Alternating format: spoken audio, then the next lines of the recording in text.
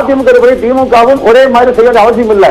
ஏன்னா அதிமுக ஆட்சி இருக்கிற போது தமிழ்நாட்டில் எண்ணற்ற திட்டங்களை கொண்டு வந்தது காரணமே மத்திய அரசோடு இணக்கமாக இருந்த காரணத்தால் மட்டும்தாங்க.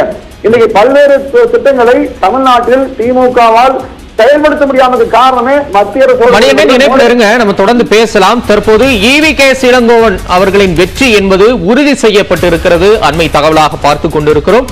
ஒட்டுமொத்தமாக 10 சுற்றுகள் நிறைவடைந்திருக்கக்கூடிய நிலையில் 76,834 வாக்குகளை அவர் பெற்றிருக்கிறார். பதிவான வாக்குகளில் அவர் 50% கடந்திருக்கக்கூடிய நிலையில் அவருடைய வெற்றி என்பது உறுதி செய்யப்பட்டிருக்கிறது. ஈரோடு கிழக்கு தொகுதியில் காங்கிரஸ் வேட்பாளர் EVKS இளங்கோவனின் வெற்றி என்பது தற்போது உறுதி செய்யப்பட்டிருக்கிறது. அண்மை தகவலாக பார்த்துக் கொண்டிருக்கிறோம். 10 சுற்று வாக்கு எண்ணிக்கை நிலவரங்கள் வெளிவந்து கொண்டிருக்கக்கூடிய நிலையில் 76,834 வாக்குகளை அவர் பெற்றிருக்கிறார்.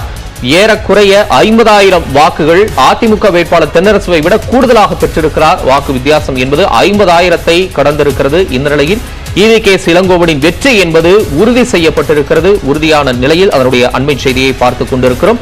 கடந்த முறை திருமகன் ஈவேரா 8,904 வாக்குகளை பெற்றிருந்தார். அதாவது சராசரியாக 9,000 வாக்குகள் அவர் கூடுதலாக பெற்றிருந்த நிலையில் தற்போது EVKS இளங்கோவன் 10 சுற்றுகள் முடிவடைந்திருக்கக்கூடிய நிலையில் 50,000க்கும் கூடுதலாக வாக்கு வித்தியாசத்தில் முன்னணியில் இருக்கிறார். மேலும் அவரது வெற்றி என்பதும் உறுதி செய்யப்பட்டிருக்கிறது. இன்னும் 6 சுற்று வாக்குகள் எண்ணப்பட வேண்டிய நிலையில் இன்னும் வாக்கு வித்தியாசம் கூடுதலாகும் என்ற ஒரு பார்வையும் முன்வைக்கப்பட்டு வருகிறது. அண்மை தகவலாக பார்த்துக் கொண்டிருக்கிறோம்.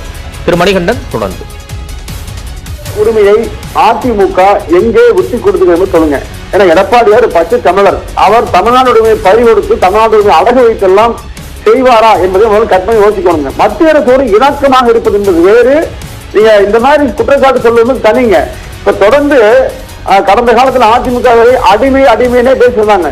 அதாவது இவர்களுடைய அந்த மத்திய அரசோடு இணக்கமாக இருந்தது இன்றைக்கு மட்டும் புதுசல்ல. எம்ஜிஆர் அவர்களுக்கு ஒரு மொராஜ் தேசாய் பிரதமர் கூட எம்ஜிஆர் நெருக்கமாக இருந்து தமிழ்நாட்டுக்கு தேவையான நிதியெல்லாம் பெற்றாங்க.